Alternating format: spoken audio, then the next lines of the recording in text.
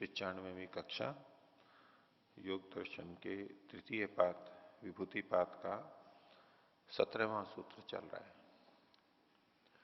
पीछे संयम का विषय लिया था, परिणामों पर संयम, और उसके बाद में अब विभूतियां कैसे कैसे आती हैं, कैसे कैसे कहाँ कहाँ संयम करते हैं, यानी धारणा ध्यान समाधि, उसके अनुसार आगे आगे एक एक करके चलेंगे।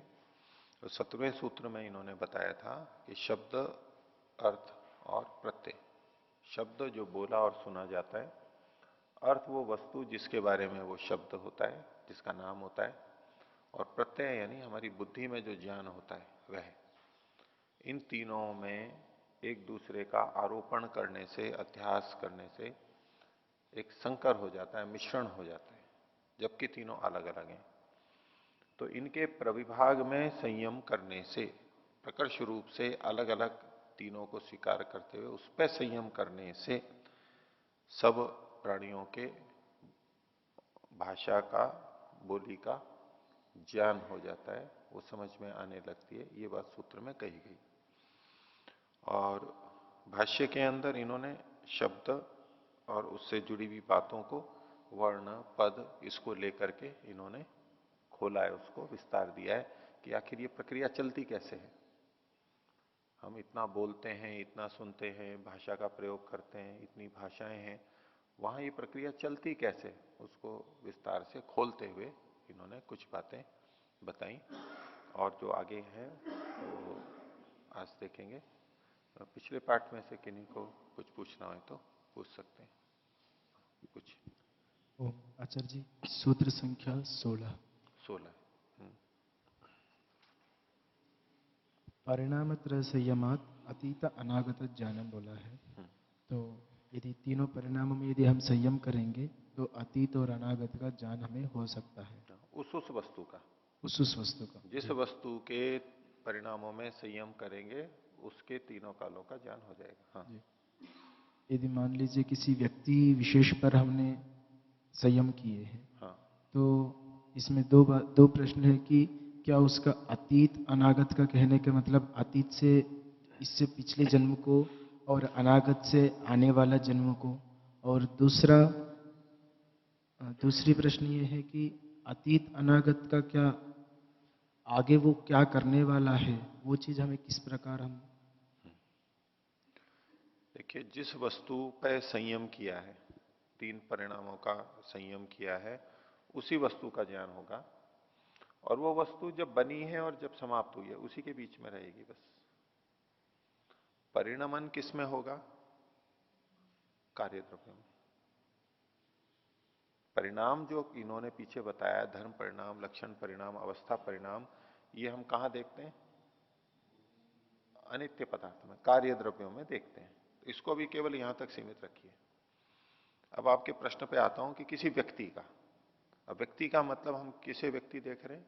एक विशेष प्रकार का शरीर है, आकार प्रकार है, जो भी है, और ये कब उत्पन्न हुआ था और कब इसके, इतने तक इसको सीमित रखिए। उसको पिछले जन्म में और अगले जन्म में वहां मत ले जाइए। हो गया? अब इस जन्म में भी आपका अगला प्रश्न है कि उसकी क्रियाओं का भी पता लग जाएगा क्या, अनागत का, कि ये अब ये कार्य करेगा, ये कार्य नहीं। हमने संयम किस पे किया है? शरीर पे किया है। हम इतना कह सकते हैं कि इस शरीर के माध्यम से ये व्यक्ति इन इन कार्यों को कर सकता है, लेकिन वो यही करेगा, ये केवल शरीर पे निर्भर नहीं है। वहां तो आत्मा मन जुड़े हुए हैं, इच्छा अनिच्छा प्रयत्न, ये सब परिस्थितियां जुड़ी हुई हैं। और चूंकि मनुष्य कर्म करने में स्वतंत्र है, और सामान्य क्रियाओं में पशु पक्षी भी जिस तरह से घास खाते हैं, इधर उधर जाते हैं, वो सारा बंधा बंधाया थोड़ा है। विभिन्न कारणों से कभी इधर चले जा सकते हैं, कभी उधर जा सकते हैं। तो उनको तो छोड़ दीजिए आप, उन क्रियाओं को। लेकिन शरीर का है, शरीर पे हमने संयम किया, तो उससे संबंधित बातें, वो अतीत और अनागत हमें पता लग जाएगा कि क्या हो सकता है। कहते हैं भाई ये चीज खा पी रहा है तो इसका शरीर ऐसा होने वाला है, अच्छा होने वाला है या बुरा होने वाला है, ये रोग पैदा होने वाला है, ये हमें पता लग जाता है। क्रियाओं को बिल्कुल अलग कर दीजिए। और अगर क्रियाओं पे संयम कर रहे हैं तो क्रियाओं का परिणाम जो बदलाव है उस तरह से तो आएगा नहीं। क्रिया तो नष्ट हो जाती है, दूसरी उत्पन्न होती है, नई नई आती है। और क्रियाओं से संबंधित जो अलग से कुछ होगा तो वो थोड़े रूप में हम ले सकते हैं, नहीं तो कार्य द्रव्यों पे इसको केंद्रित रख के करेंगे। तो इसमें जो संयम रखने से जो फल आप बता रहे थे कि वो जिस प्रकार वो रह रहा है उसके अनुसार संभावना कर सकते हैं कि वो इस प्रकार रहेगा या आगे बनेगा इस चीज का।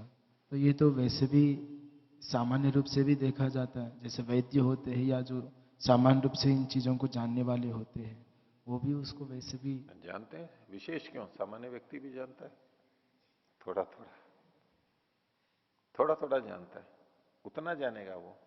उदाहरण तो ऐसा ही देंगे हम, इसी से हम समझाएंगे।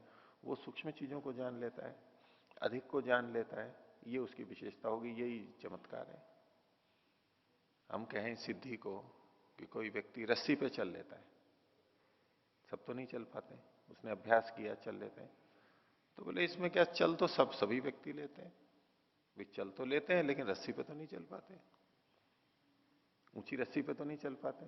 ओके, जमीन पे ही रस्सी बिछा दी, ब्रो ले लो मैं चल रहा हूं रस्सी के ऊपर, या थोड़ी सी ऊंची कर ली, तो ऐसे नहीं, वो विशेष है, यही तो विभूति हो जाती है। वो गेंद को फेंक रहे हैं, मान लो बाजी का जो सर्कस में होते हैं, इतनी गेंदें 8-10 और आगे पीछे, पता नहीं, हमारे लिए आश्चर्य होता है भाई, कि चमत्कृत होते हैं हम। तो बोले इसमें क्या है कि गेंद तो और भी फेंक लेते हैं, हम भी फेंक लेते हैं, हम एक दो को कर लेते हैं, तो यही तो विशेषता होती है। गुणों का उत्कर्ष जब होता है, क्रियाओं का उत्कर्ष होता है, शारीरिक या इंद्रिय की, बुद्धि की, शक्तियों का जब सामान्य से अधिक प्रयोग होता है, यही तो विभूति है, वही कहा जा रहा है। तो हम जितना करते हैं उससे अधिक होगा, उससे अधिक सूक्ष्म होगा। हम इतना कह के यहाँ निषेध खंडन नहीं कर सकते कि ये तो कोई भी कर लेगा, उसका स्तर अलग होगा, ये विभूति है। हाँ, ये तो समझ में आया आचार्य जी। इसमें जो संयम हम धारणा, ध्यान और समाधि इन तीनों का संयम कहे हैं, तो इन तीनों को करने पर हमें कुछ भी विभूति हम वो कर सकते बताए हैं। तो यहाँ पर जो समाधि है, इस समाधि से जो क्षिप्त मूड और विक्षिप्त में भी समाधि का मानते हैं। नहीं वो समाधि नहीं है, ये योग पक्ष वाली जी, समाधि है। योग पक्ष में हाँ, भी। क्षिप्त मूड विक्षिप्त में तो जो है वो तो समाधि योग पक्ष की है नहीं। तो ये तो धारणा ध्यान समाधि वाली समाधि है, क्योंकि संयम शब्द आ गया। अब आपको धारणा ध्यान समाधि ही लेना है, ये सूत्र अलग से बनाया ही इसलिए, त्रयम एकत्र संयम, एक पारिभाषिक शब्द हो गया, अब उसी अर्थ को हमें लेना है। तो ये क्षिप्त मूड विक्षिप्त वाली नहीं है, ये एकाग्र अवस्था वाली है, इसको निरुद्ध भी नहीं कहेंगे, ये एकाग्र अवस्था वाली समाधि है। एकाग्र अवस्था वाले समाधि में ही इसको संप्रज्ञा समाधि का जो 4 अवस्थाएं हैं, हाँ, वितर्क, विचार, आनंद और अस्मिता, उसमें जो वितर्क और विचार में पंच महाभूतों का और तन्मात्राओं का उसी बताया में है, लेंगे, वितर्क में ले उतने तक लेंगे, ही मानेंगे। उतने तक ही माना जाएगा ये, उतने तक ही माना जाएगा प्रारंभिक ही। वो वितर्क भी तो बहुत विस्तृत रूप हो गया, ये हमको उदाहरण पता लग रहे हैं, जी इनको जी। समाधि कह रहे हैं, तो ये भी उसी में समाहित होगी, उसी में लेना होगा हमारे को इसको। ठीक है सर। और कोई कुछ? ओम। इसी प्रसंग में आचार्य जी, शरीर पे संयम, इसके तात्पर्य क्या उनके अंग विशेष पे या उसके चित्त पर भी हम दोनों हो सही? सकते हैं, अंग विशेष पे भी कर सकते हैं और पूरे पे भी कर सकते हैं। अब हमने हमने जिसको केंद्रित किया है, विषय जिसको बनाया है, जिस वस्तु के अतीत अनागत को जानना है, और वो चाहे आप एक अंग ले लें चाहे पूरा शरीर ले लें, एक कोशिका ले लें, अंग भी छोड़ दीजिए, अब और छोटे पे चले जाइए, परमाणु पे चले जाइए, वो सीमा कुछ नहीं है कहीं भी। परमाणु परम महत्वान तो अस्य वशीकार, छोटे से छोटा बड़े से बड़ा, वहां बहुत व्यापकता है, कितना भी हो सकता है।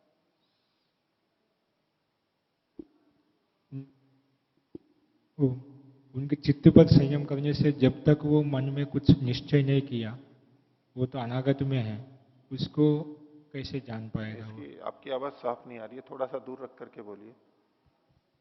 यदि मान लो चित्त पर संयम करने से, चित्त पर संयम किया, जी, अपने चित्त पर, दूसरे के चित्त पर, वो विषय आगे आएगा, पर चित्त पर संयम करने का विषय आएगा। हाँ, तो अनागत स्थिति में रहते वो इसको कैसे जानेगा इसने? वो विषय आएगा, उसमें भी करेंगे, वो भी संयम हो सकता है, पर चित्त पे भी हो सकता है। और पर चित्त पे संयम करके कितना क्या होगा, क्या जाना जा सकता है, क्या नहीं जाना जा सकता है, वो बताया जाएगा। कर सकते हैं। अतीत अनागत का मतलब चित्त की देखो अवस्थाएं पता लगेंगी कि चित्त कब रागात्मक द्वेषात्मक होता है, पहले क्या था, अभी एकाग्र है, निरुद्ध है। इस चित्त के बारे में तो कुछ आया ही है सारा, व्युत्थान दशा है, निरोध दशा है, कौन सा धर्म है इत्यादि, वो हमें पता लग जाती है। ये हो सकती है, ये नहीं हो सकती है, ऐसा। चित्त का है तो चित्त के बारे में पता लगेगा। अब उसको किसी व्यक्ति विशेष का चित्त लेकर के चलेंगे तो एक अलग बात हो गई। एक है कि चित्त पर, एक चित्त सामान्य हो गया, वो चित्त किसी का भी है। एक चित्त व्यक्ति यानी एक मन, एक इंद्रिय उपकरण लेकर के, वो चाहे मेरा है चाहे आपका है, उस पर केंद्रित हुआ जा सकता है, अतीत अनागत ज्ञान हो सकते हैं। एक है कि किसी आत्मा से संबद्ध चित्त को लिया कि इसका चित्त, क्योंकि सबके चित्त विचार वृत्ति की दृष्टि से अलग अलग होंगे, संस्कार की दृष्टि से अलग अलग होंगे, वो एक अलग विषय बनेगा। दोनों तरह से हो सकता है। और कोई? आचार्य जी, 17वें सूत्र में तीसरे अनुच्छेद में एक शब्द है सासनादिम, हाँ इसका अर्थ क्या है? हाँ, सासना कहते हैं गल कंबल को। गायों के यहाँ गले में एक लटकता रहता है कंबल जैसा, इतना मोटा मोटा रहता है। भारतीय गाय, अधिकांश भारतीय गायों में रहता है, देसी नस्ल जो बोलते हैं। विदेशी वाली में नहीं होता, भैंस में नहीं होता है, यहाँ पर भैंस के नहीं होता है, कुछ गायों के भी नहीं होता है, हिरण के भी नहीं होता है। तो ये जो लटकता है, और ये भी अपने देसी गायों में भी किसी में कम होता है, किसी में अधिक होता है। साहीवाल में बहुत अधिक होता है, किसी किसी में तो बहुत ही ज्यादा होता है, कंबल जैसा ही लगेगा वो, उसमें रोए भी होते हैं, यूं देखो इतना मोटा मोटा सा रहता है। वो सासना कहलाती है। ये उसका लक्षण है, गाय के चिन्हों में एक लक्षण माना गया है उसको। इसी आधार पर कई कहते हैं कि जो विदेशी गाय है ये गाय है ही नहीं। एक ककुद होता है, ककुद मतलब टाट, जो पीछे थूम या जो भी थम बोलते हैं, थू बोलते हैं, थुल तो टाड़ बोलते हैं, थुली बोलते हैं, जो भी कहें। तो अगले वाले पैरों के ऊपर जो बीच में होता है, तो भैंसों में नहीं होता है। और ये विदेशी होती हैं, एक शुद्ध विदेशी होंगी तो उसमें भी नहीं होता है, मिश्रित में फिर भी थोड़ा हो जाता है। और जो भारतीय है उनके अंदर वो उठा हुआ रहता है। ये सांड में भी देखेंगे और गायों में भी देखेंगे। सांड में एकदम स्पष्ट पता लगता है, गायों में भी स्पष्ट वैसे लगता है। कुछ कुछ भारतीय नस्लें जैसे हरियाणा नस्ल है, उसमें काफी ऊंचा रहता है, एकदम से काफी ऊंचा रहता है। सफेद गायें जो होती हैं हरियाणा वाली, या इधर नागौर की, राजस्थान की भी जो है, इनमें एकदम स्पष्ट रहता है। तो इससे गाय का पता लगता है, इस शासनादि। और कुछ कुछ? ओ अच्छा जी, 14वें सूत्र के भाष्य में हाँ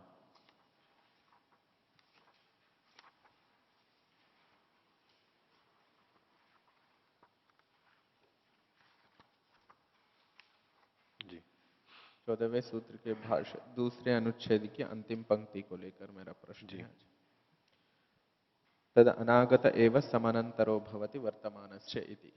जी इस समानांतर मतलब यहाँ पर पूर्व निकटवर्ती अर्थ लेना होगा। जी, ठीक है। पूर्व निकटवर्ती ले रहे हैं, इसी पर मेरा प्रश्न है जी। ऊपर वाली जो पंक्ति में यथा अनागत वर्तमानयोः पूर्व पश्चिमता न एवं अतीतस्य, ये कहा है, अतीत का समानांतर नहीं है, पूर्व पश्चिमता नहीं है। तो और इस पंक्ति में ये कह रहा है कि तद अनागत एवं समानांतरो भवति वर्तमानस्य इति। जब ये कह रहे हैं कि वर्तमान की जो पूर्व निकटवर्ती जब अनागत है, तो क्यों अतीत के जो पूर्व निकटवर्ती वर्तमान नहीं कैसे ले सकते हैं, और जो वर्तमान अतीत का तो है नहीं बोल रहे हैं। तो जिस तरह ये पंक्ति है उस तरह और एक पंक्ति जुड़ सकती थी। इसमें पूर्व पश्चिमता एक तो केवल स्थित है, इस रूप में होती है। जैसे कि संख्या में है 1 2 3, आगे पीछे बस केवल स्थित है, आपस में संबंध नहीं है उनका, आपस में संबंध नहीं है। अब अतीत अनागत, अनागत वर्तमान और अतीत, इनकी ये स्थिति है कि अनागत जाएगा तो वर्तमान आएगा, या कोई अनागत अवस्था को छोड़ेगा तब वर्तमान आएगा, वर्तमान को छोड़ेगा तो अतीत में जाएगा। एक समय में कई नहीं रह सकते, एक ही रह सकता है। ये इनका आपस में संबंध है। एक दो तीन जो होते हैं उसमें तो एक भी रह सकता है, दो भी रह सकता है, तीन भी रह सकते हैं। तो यहां एक दो तीन वो मैंने केवल समझाने के लिए आगे पीछे के लिए कहा था, लेकिन दोनों के स्वरूप में अंतर है।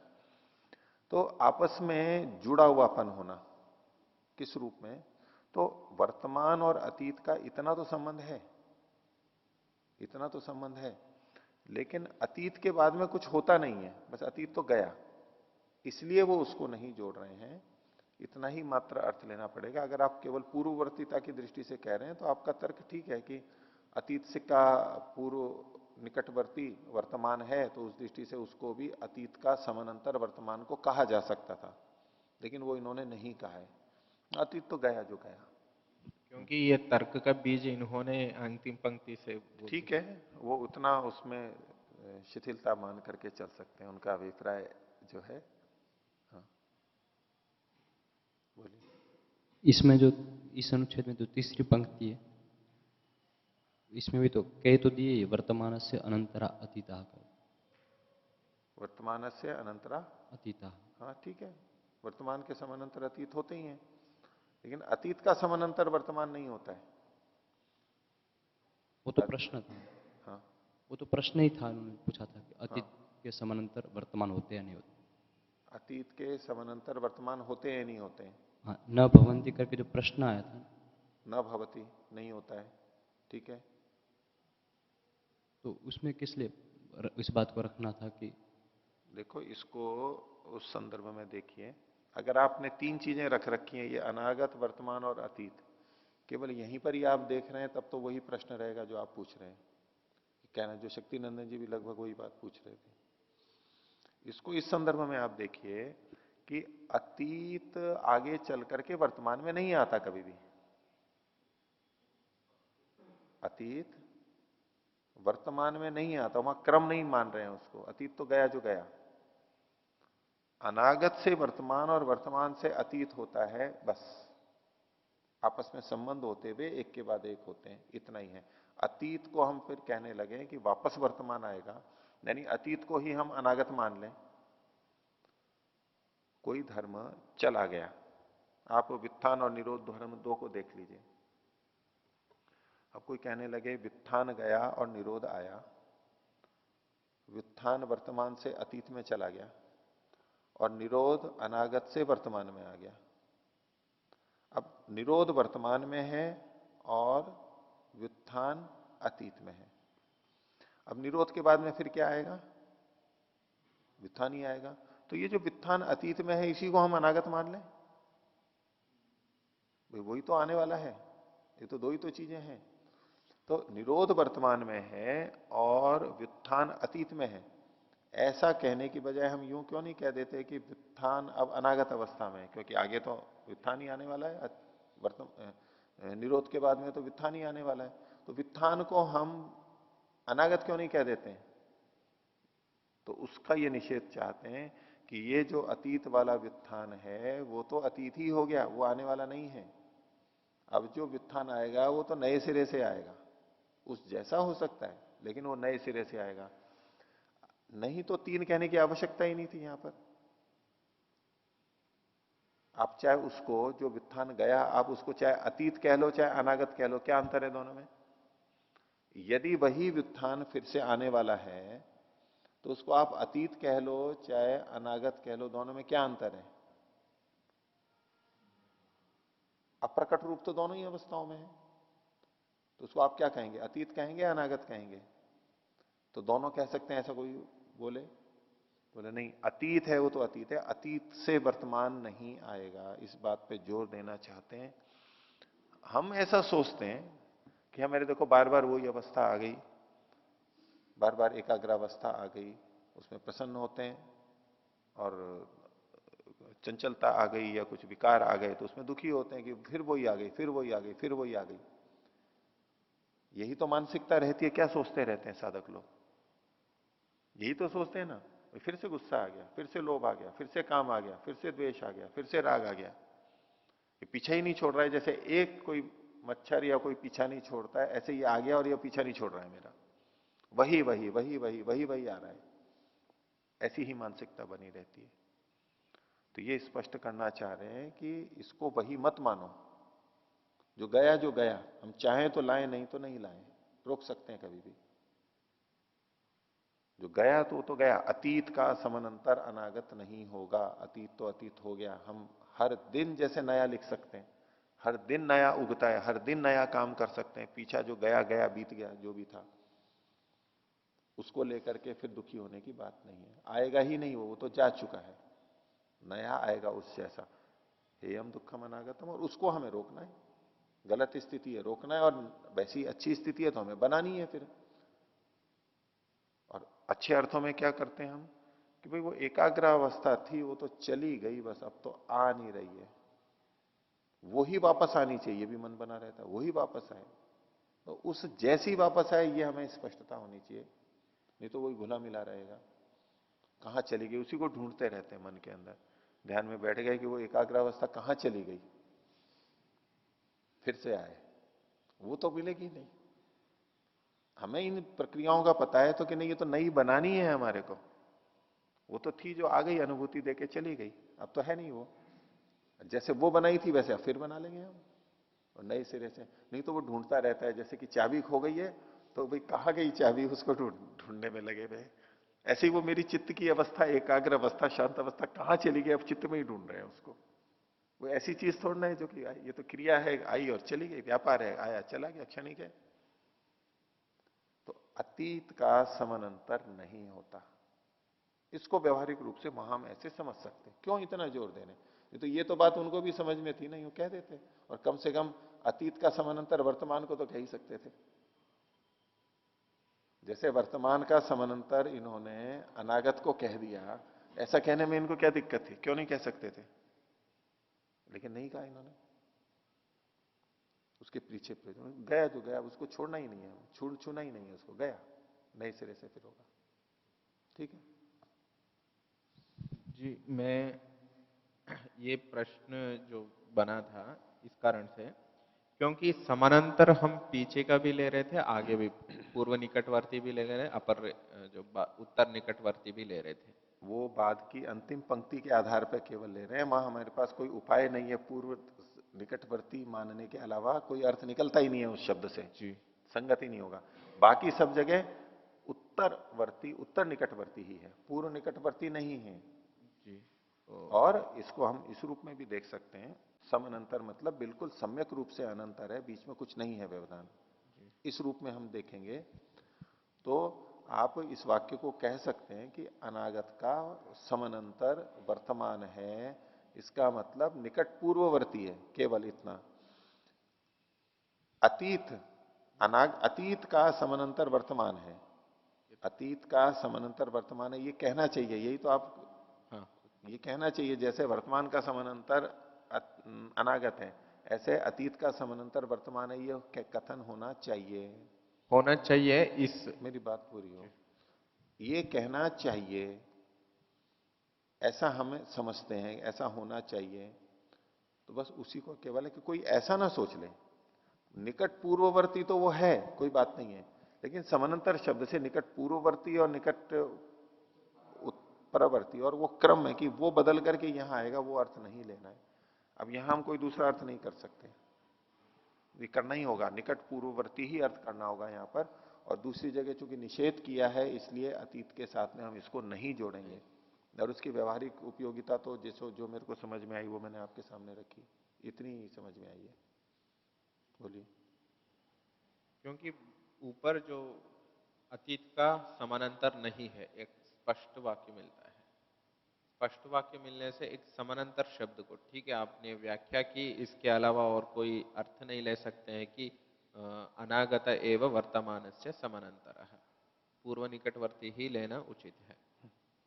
परंतु प्रश्न तो बना बनता बनता था, इसलिए मैंने प्रश्न उठाया। आपके प्रश्न पे प्रश्न नहीं कर रहे, प्रश्न ठीक है आपका, उचित है, ये आना ही है प्रश्न।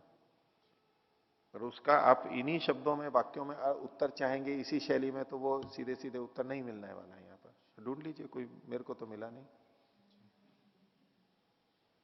क्योंकि की इस व्याख्या वाक्य करके ही हम इस तरह से देख सकते हैं। हाँ। जी, इस वाक्य पढ़ने का मुख्य कारण इस बताने की क्या आवश्यकता है भाई?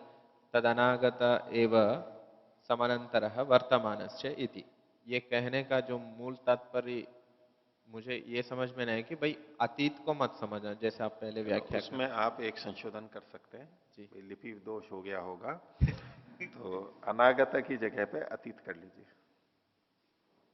अनागत की जगह पे अतीत कर लीजिए।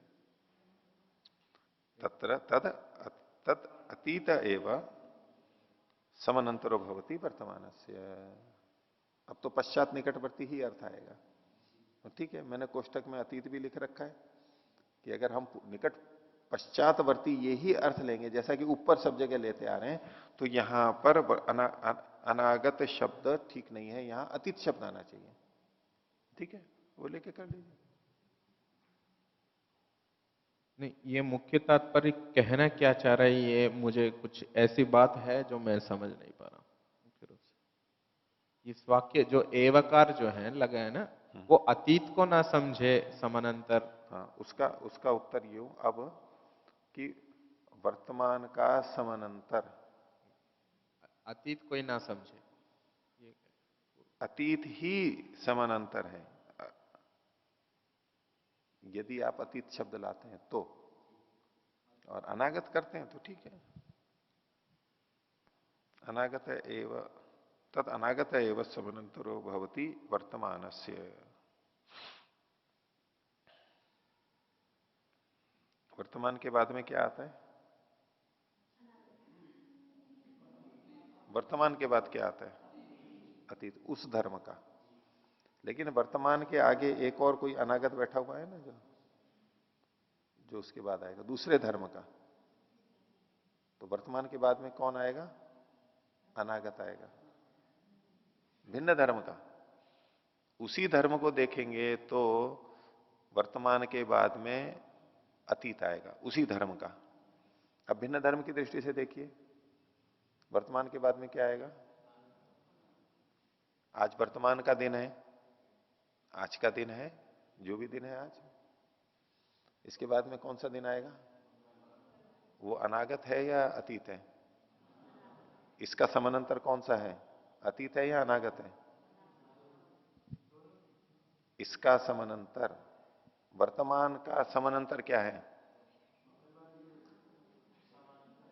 निकट, निकट परवर्ती। निकट परवर्ती क्या है? आज सोमवार है, ठीक है। सोमवार वर्तमान में है दिन की दृष्टि से। अब इसका निकट, इसका अनागत कौन सा है? मंगलवार है, ठीक है। तो वर्तमान के बाद में, सोमवार के बाद में वर्तमान, सोमवार के बाद में मंगलवार आएगा, अर्थात वर्तमान के बाद में वो आएगा जो अभी अनागत है। जो अभी अनागत है वो आएगा। तो वर्तमान का समानांतर निकट पश्चातवर्ती अनागत हो गया ना, ठीक है। ऐसे समझ लीजिए। नहीं, मैं दिन आपको व्याख्या तो दूसरी लेनी पड़ेगी, ऐसे थोड़ा ना होगा। आप वैसा का वैसे ही करें, इस पंक्ति को भी आपको ठीक करना है तो मैंने एक व्याख्या और बताई आपको, ऐसे इसको आप उचित समझ सकते हैं। एक ही धर्म को देखेंगे, यानी आज सोमवार है तो कल सोमवार की क्या स्थिति रहेगी? अतीत में चला जाएगा। आज सोमवार वर्तमान है, कल रविवार को सोमवार अनागत में था। अब केवल सोमवार को ही देखेंगे तब तो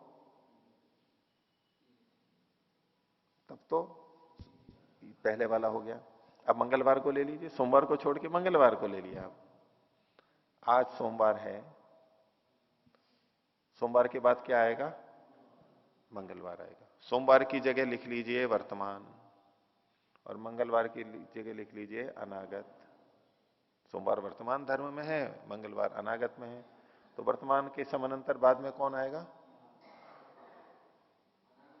जो अभी आज अनागत है वो आएगा ना। तो निकट पश्चातवर्ती हो गया ना। ये पंक्ति घट गई, बस इस तरह घटा लो। आपको अगर घटा रहे तत् अनागत एवं समनंतरो भवती वर्तमानस्य। पूछिए। आचार्य जी, एक समय में एक ही धर्म रह सकता है ना? दो धर्म एक साथ कैसे रह सकते हैं? दो धर्म भी एक साथ रह सकते हैं।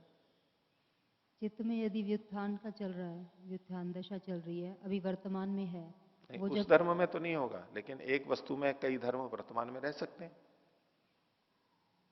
किसी भी वस्तु के अंदर मिट्टी में कैसे रहेंगे? एक विशेष स्पर्श है, एक विशेष भार है, एक विशेष गंध है। मान लीजिए कोई खाद्य पदार्थ भोजन हमारे सामने है, उसकी गंध विशेष वो वर्तमान में है, उसका रंग विशेष वो भी वर्तमान धर्म में है, उसका स्पर्श या उसका रस वर्तमान में विद्यमान है। ये सब वर्तमान में है, तो एक काल में अनेक धर्म वर्तमान में रह सकते हैं। हाँ, अब उसमें बदलाव आएगा कि भाई अभी इसकी ऐसी गंध है, एक दिन बाद में ऐसी गंध हो जाएगी। अभी ऐसा स्वाद है गरम गरम का, ठंडा होने पे ऐसा स्वाद हो जाएगा। वो परिवर्तन होगा। अब ये नहीं कह सकते कि एक वस्तु में एक समय में एक ही धर्म वर्तमान में रहता है, बहुत धर्म वर्तमान में रहते हैं। पर उनके जो लक्षण परिणाम है, उन दोनों को तो आप नहीं मिला सकते ना। जैसे उनको नहीं मिला रहे, आपने सोमवार मंगलवार को उसको नहीं मिला रहे। अगर हमें इस पंक्ति को कैसे घटाना है, तो मैंने एक तरीका बताया। आप इसमें अनागत की जगह अतीत लिख करके भी पंक्ति को लगा सकते हैं। आप उसको स्वीकार कर लीजिए, आपको अगर ऐसे ही ठीक लगता है तो। मूल सिद्धांत में कहीं दोष नहीं आएगा। और जो आप इसको दूसरे ढंग से ऐसा कर सकते हैं, धर्म को बदल करके, कि आज जो धर्म वर्तमान में है, इसके बाद में अगले क्षण या जब भी दूसरा धर्म जो अनागत है वो आएगा। इस तरह समानांतर देख लीजिए। और बाकी सबका प्रयोजन मूल वही है कि हम अतीत को फिर से आने वाला ना समझें, अतीत को फिर से आने वाला ना समझें। हमें ये डर है कि फिर से वही दुर्वस्था ना आ जाए, फिर से वही रोग ना आ जाए। हम कहते तो वही वाला रोग, उसमें इसमें कि वो तो गया, उस जैसा ना आए, वो आएगा तो नया आएगा। उसको हम रोक सकते हैं, उसकी व्यवस्था कर सकते हैं, ये हमारे हाथ में है। जब हम कहते हैं कि वही आएगा, वही मच्छर आएगा, तो हम सोचते हैं कि वही चीज अभी विद्यमान है, पीछा कर रही है हमारा। एक है कि वो नहीं है, वो तो गई, अब आएगा तो दूसरा आएगा। तो हम फिर अलग ढंग से सोचते हैं, अलग ढंग से निवारण करते हैं, अलग ढंग से पुरुषार्थ करते हैं। उसमें हमारे को आशावादिता रहती है, निराशा कम रहती है। तो ये सोच उस तरह वृत्तियों के स्तर पर भी हमें सोचना चाहिए। ये तो सब यही कहते हैं, ये विचार मेरा पीछा ही नहीं छोड़ रहा है, पीछा ही नहीं छोड़ रहा है। जैसे कोई जानवर पीछे पड़ जाए, छोड़े नहीं, ऐसे ये विचार ही पीछा नहीं छोड़ रहा है। वही जो विचार किया वो तो जा चुका। अब नया विचार आ रहा है, आप कह रहे हो पीछा कर रहे हैं, तो नया विचार उठा रहे हैं हम, वैसा ही हम फिर से उठा रहे हैं। उसको क्यों ऐसा सोचो। ठीक है, तो आगे चलते हैं फिर। बोलिए। तो ये जो 17वां सूत्र चल रहा है, इसमें शब्द, अर्थ और प्रत्यय तीन चीज कही, तो ये प्रविभाग यानी कि शब्द में लगाएगा संयम तब होगा, या तीनों में? तीनों में एक साथ लगाए? तीनों में। शब्द एक अलग चीज हो गई, अर्थ एक अलग चीज हो गई, और ज्ञान एक। तीनों में विभाग देखना है एक साथ। तो जब हम विभाग देखते हैं तो दोनों की सत्ता आवश्यक है। हाँ जी। हम कहें कि ये माइक अलग है, ये माइक अलग है, इसकी भिन्नता को देखो जी। तो भिन्नता को देखेंगे तो भिन्नता तो दो में ही देखी जाएगी, तो दोनों की उपस्थिति आवश्यक है। ठीक है जी।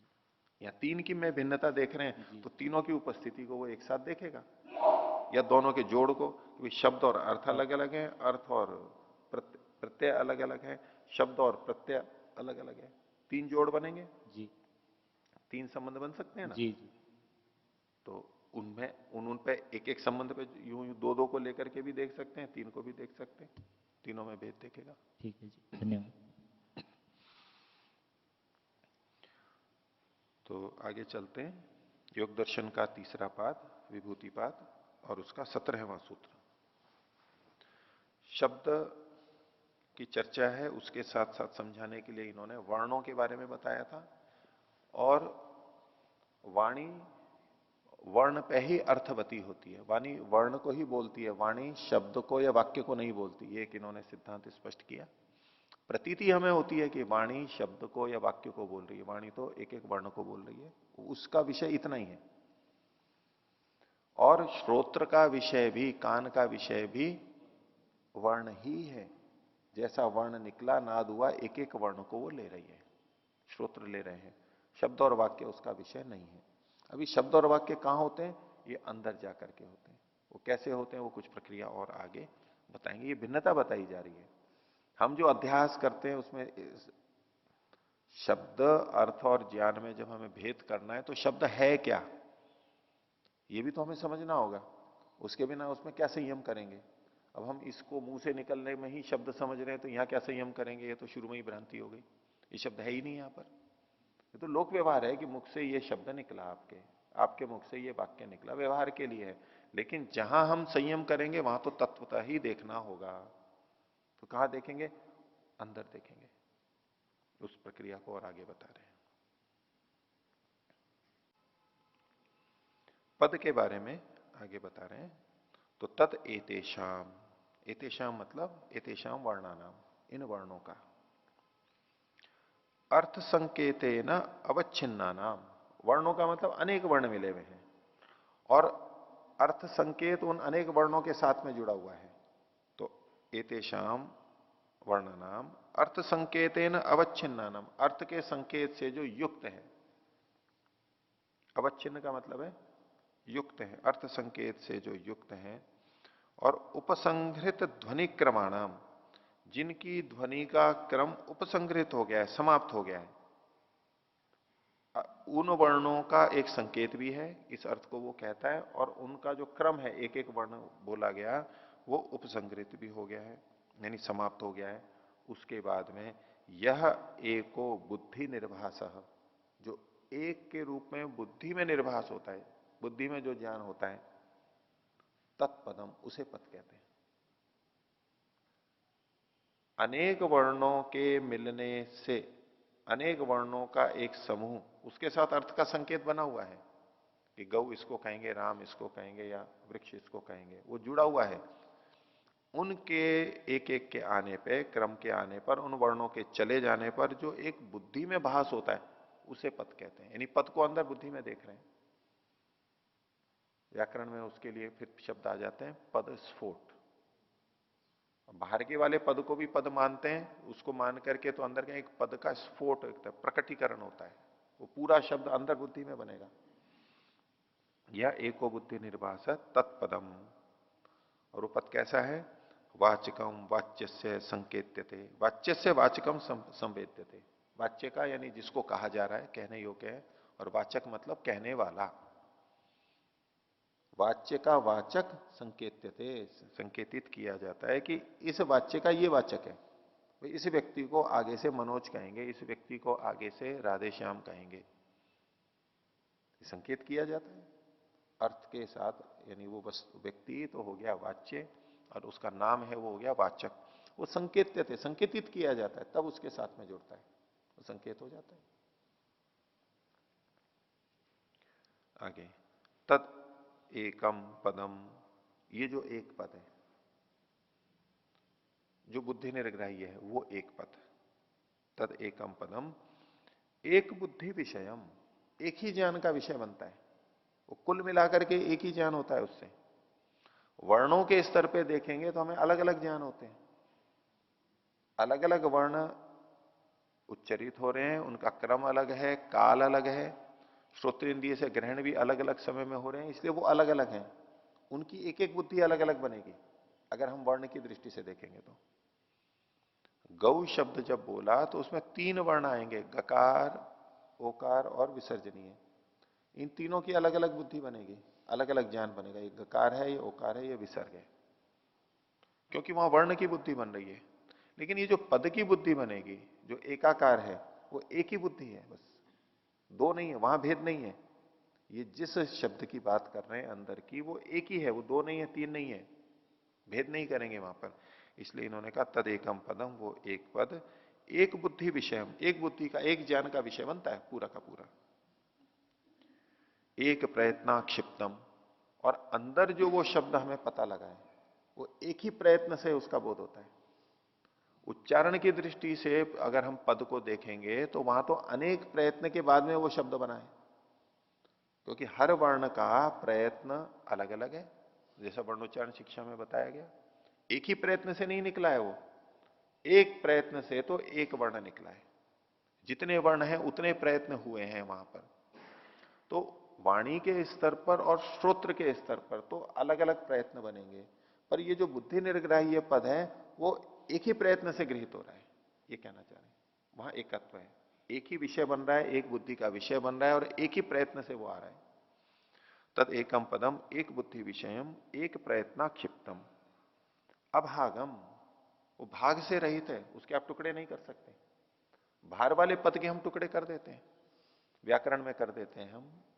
वैसे भी वर्ण, एक एक वर्ण को देखें, लिपि में हम वर्ण कर सकते हैं, बोलते समय हम एक एक वर्ण को अलग अलग बोल सकते हैं। यहां पर हम भाग कर सकते हैं, लेकिन जिस पद की ये बात कर रहे हैं उसको वो भाग नहीं होते, उसके वो अभाग है। बिल्कुल एक बुद्धि निर्ग्राह्य है, एक विषय वाला है, अभाग है, वो भाग नहीं हो सकते उसके। अभागम अक्रमम, और उसमें कोई क्रम भी नहीं है। वर्णों की दृष्टि से देखेंगे तो चूंकि हम अलग अलग मान रहे हैं, अलग अलग प्रतीति हो रही है, तो वहां एक क्रम भी बनेगा। क्रम तब होता है जब एक से अधिक हो। अब जब ये बुद्धि में स्थित शब्द अनेक हैं ही नहीं, एक ही है, तो क्रम किस बात का? हाँ, अनेक पदों में क्रम हम देखना चाहें देख सकते हैं वाक्य में, लेकिन एक ही पद में वहां कोई क्रम ही नहीं है, क्योंकि वहां कोई अवयव ही नहीं है, कोई उसके भाग ही नहीं है। तो अक्रमम, बिना क्रम वाला है ये। अपने आप में, अपने आप में बिना क्रम वाला है। अनेक अन्य पदों की अपेक्षा तो वो क्रम वाला माना जा सकता है, अपने आप में नहीं होगा अक्रमम। फिर कहा अवर्णम, उसमें वर्ण भी नहीं रहता है। हमारी परिकल्पना अभी क्या होती है कि शब्द अंदर आया है तो वो शब्द में भी वर्ण है वैसे के वैसे अंदर, लेकिन ये कहना चाह रहे हैं वो जो पद स्फोट है, बुद्धि में जो ज्ञान हो रहा है उसमें वर्ण नहीं है। अब वो तो एक रूप में बिल्कुल जुड़ा हुआ है, अलग अलग नहीं कर सकते। अगर वहां हमने वर्ण मान लिए तो ये अभागम नहीं रहेगा, भाग वाला होगा। अक्रमम नहीं रहेगा, बिना क्रम वाला नहीं, वहां भी क्रम होगा। तो ये सब आपस में बातें जुड़ी हुई हैं, एक ही बात को कहने के लिए अलग अलग कह रहे हैं। एक बुद्धि निर्ग्राह्य है, एक विषय बनता है, अभाग है, अक्रम है, अवर्ण है, बिना वर्ण वाला है वो। वर्ण की तरह से भेद नहीं। वर्ण को मानते ही तो कहना पड़ेगा कौन सा वर्ण है ये। अब गौ शब्द बोला, वो कौन सा वर्ण कहेंगे? एक ही है, तो ऐसा तो कोई वर्ण ही नहीं होता है। वर्ण कहते ही तो हमें टुकड़े करने पड़ेंगे उसके। तो कहा अवर्णम। बौद्धम, और वो बुद्धिगत है, बाहर का नहीं है। जिस पद की ये बात कर रहे हैं वो बुद्धिगत है, बौद्धम है, बुद्धि में स्थित है, बुद्धि से संबंधित है। और वो प्रकट कैसे होता है? तो बोले अंत्य वर्ण प्रत्यय व्यापारोपस्थापितम, अंतिम वर्ण के ज्ञान के व्यापार से वो उपस्थापित होता है पद। अब किसी ने पतंजलि बोला,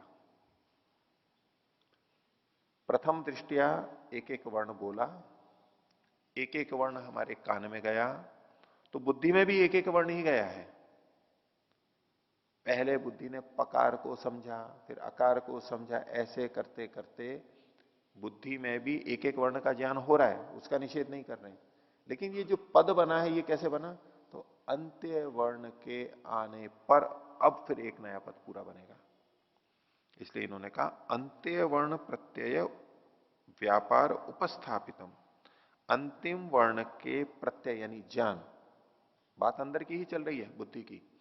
अंतिम वर्ण का जब ज्ञान हुआ उसके व्यापार से वो उपस्थापित हो जाता है, आ जाता है कि ये पतंजलि एक शब्द है, अंतिम वर्ण के बाद में आता है अंत्य वर्ण उपस्थापितम।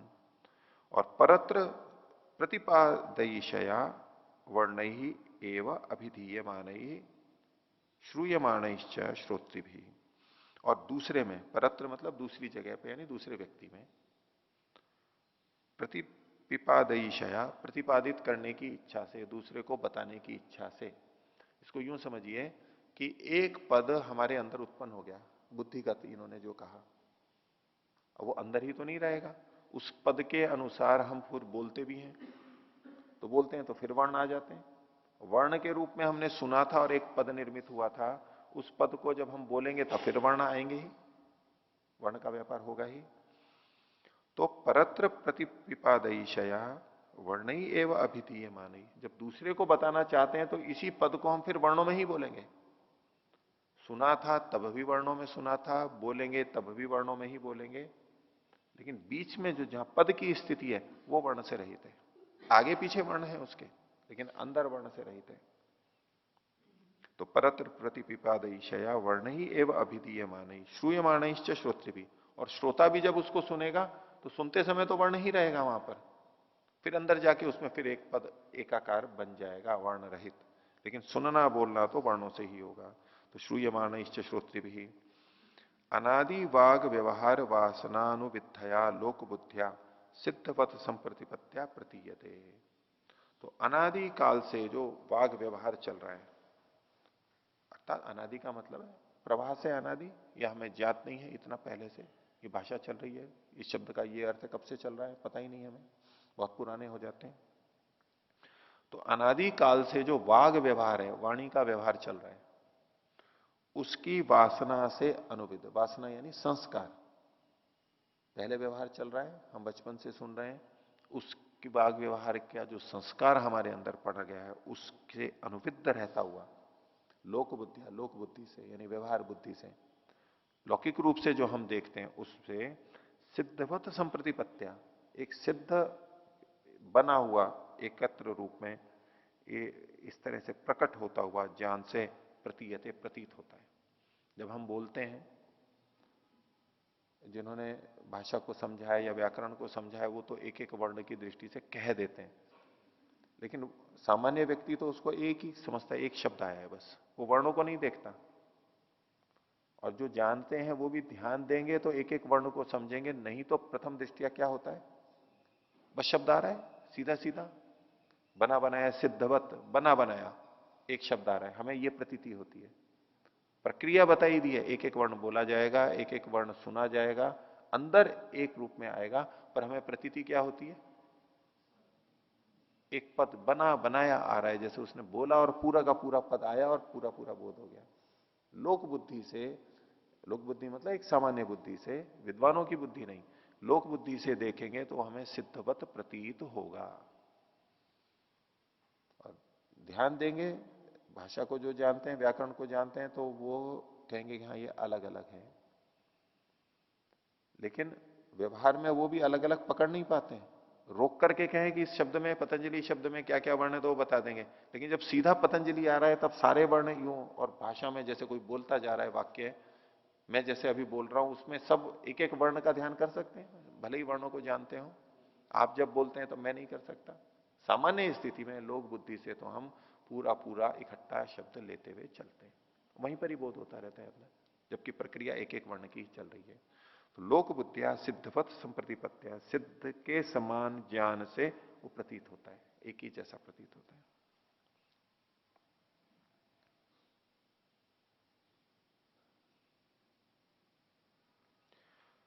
अब इनमें भेद कैसे होगा, तो आगे कहते हैं तस्य संकेत बुद्धिता प्रविभागा, तस्य मतलब तस्य पदस्य, इसका विभाग कैसे होता है, बोले संकेत बुद्धिता प्रविभाग, संकेत बुद्धि, संकेत से जब बताया जाता है, संकेतिक ज्ञान किया जाता है, उससे इसका प्रविभाग होता है कि ये देखो अलग अलग है। संकेत बुद्धिता प्रविभाग भेद होता है, इसी को आगे खोल रहे हैं, एतावताम एवं जातीय को अनुसंहार। एतावता मतलब एतावताम वर्णानाम, जैसे गकार औकार और विसर्जनीय इनका, या पतंजलि में जो वर्ण है उनका, एवं जातीय इस प्रकार का अनुसंहार है, मिल करके एक हो गया है, एकत्व के रूप में आ गया है। और एकस्य अर्थस्य वाचक, और ये जो मिलकर के बना है इन अनेक वर्णों का अनुसंहार, ये किसी एक अर्थ का वाचक है। गाय एक किसी एक अर्थ वस्तु का वाचक है, शब्द पतंजलि आदि सबके लिए लगेगा।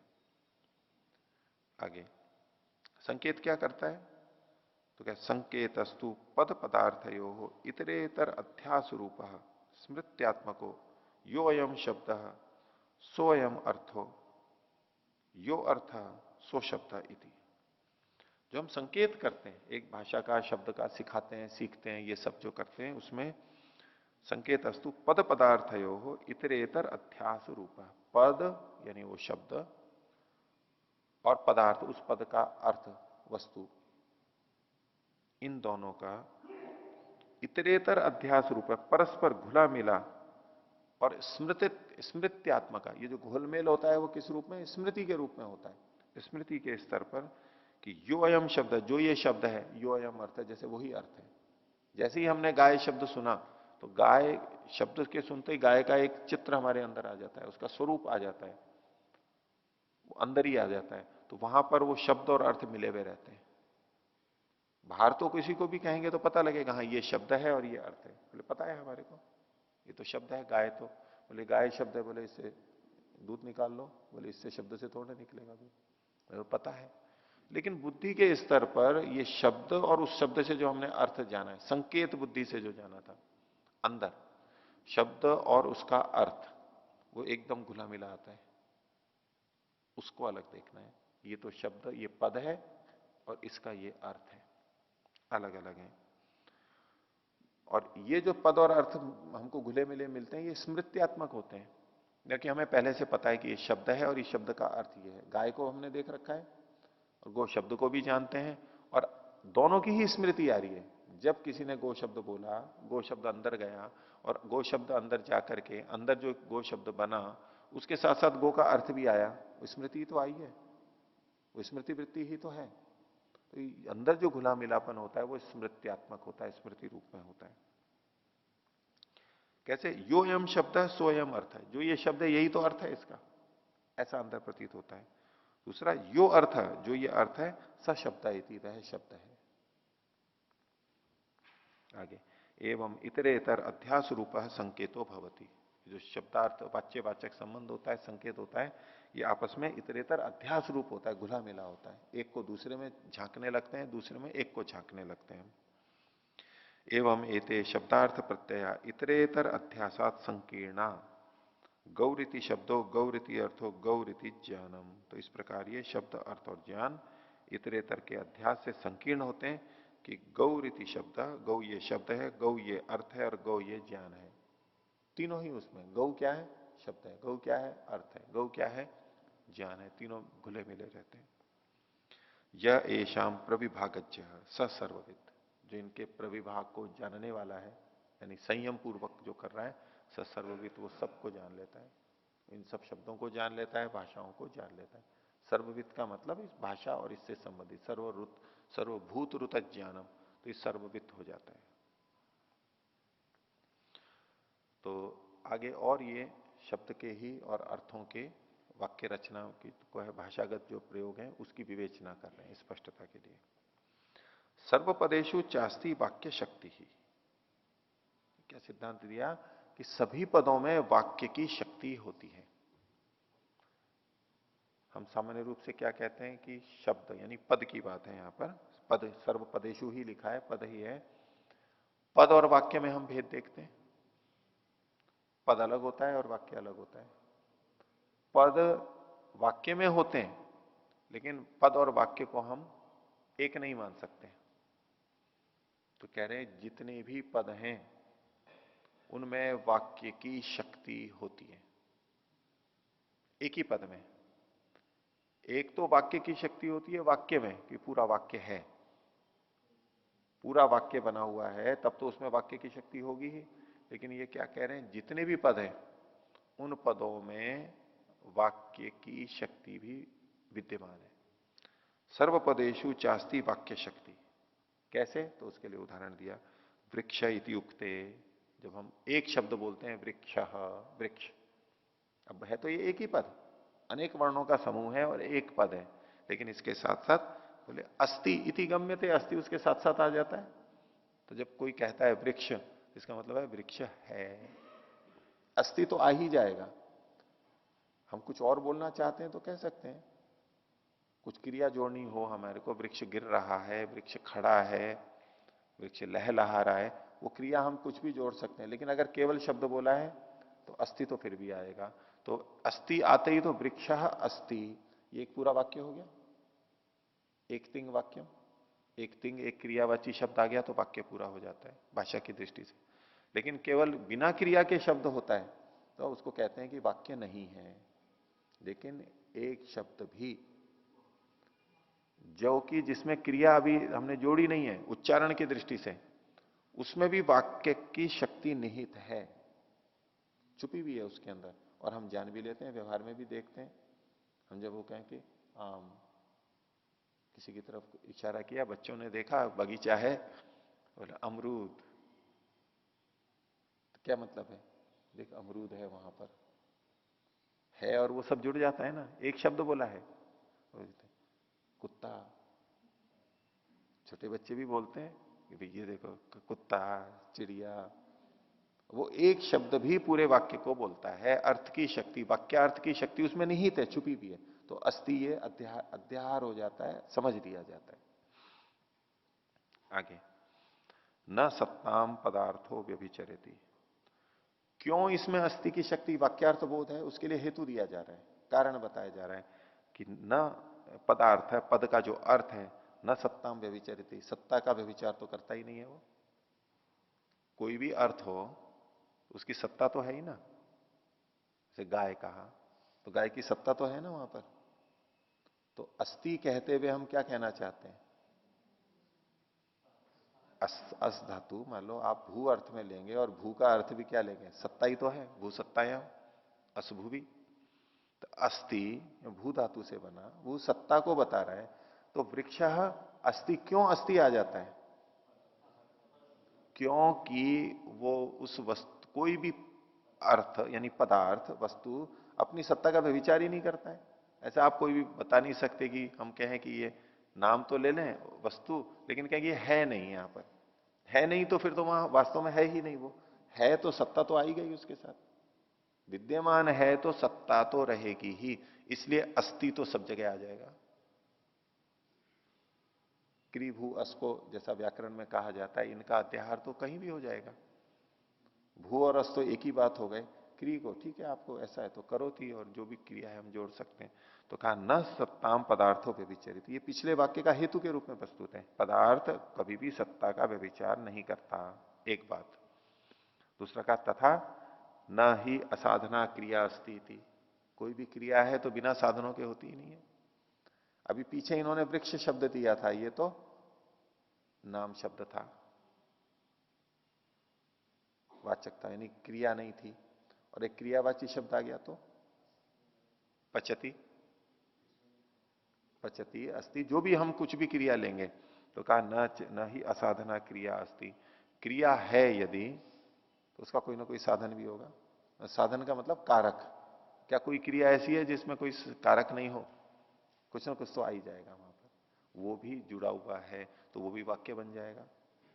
तो एक पद क्रिया से जुड़ा हुआ, एक पद भी वाक्य के अर्थ की शक्ति को रखता है। इसके और उदाहरण इन्होंने आगे दिए, वो अगली कक्षा में देखेंगे। प्रणव करें।